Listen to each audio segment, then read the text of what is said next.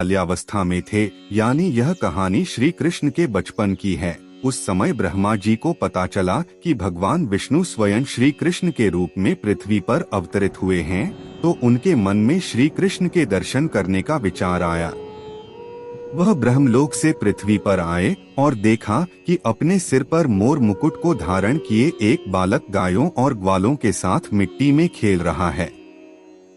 यह दृश्य देखकर ब्रह्मा जी को विश्वास नहीं हुआ कि यह बालक विष्णु जी का अवतार है, लेकिन बच्चे के चेहरे पर अतुल्य तेज था।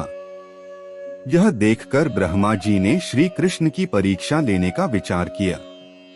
उन्होंने सबसे पहले गायों को वहां से उठा लिया। फिर जब श्री कृष्ण गायों को देखने के लिए गए तो उन्होंने वहां खेल रहे ग्वालों को भी उठा लिया और अपने साथ ब्रह्मलोक ले गए। जब इसके कुछ देर बाद वह पृथ्वी पर वापस आए तो वहां का माहौल देखकर चौंक गए, क्योंकि जिन बच्चों और गायों को वे अपने साथ ब्रह्मलोक ले गए थे वो तो श्री कृष्ण के साथ पृथ्वी पर खेल रहे थे। यह देखकर उन्होंने ध्यान लगाकर ब्रह्मलोक की स्थिति जाननी चाहिए।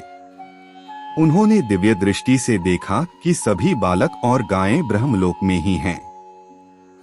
यह सब देखकर उन्हें श्री कृष्ण की लीला समझ आ गई और उन्होंने हाथ जोड़कर उनसे क्षमा मांगी, साथ ही प्रार्थना की कि प्रभु मुझे अपने असली रूप के दर्शन दें। तब श्री कृष्ण ने ब्रह्मा जी को अपना विराट रूप दिखाया।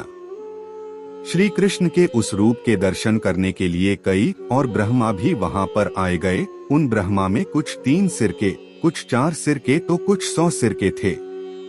अपने अलावा अन्य ब्रह्मा को देखकर ब्रह्मदेव ने श्री कृष्ण के विराट रूप से पूछा कि प्रभु यह कैसी लीला है आपकी। इस पर उन्होंने कहा कि हे ब्रह्मदेव, इस जगत में केवल आप ही एक ब्रह्मा नहीं हैं।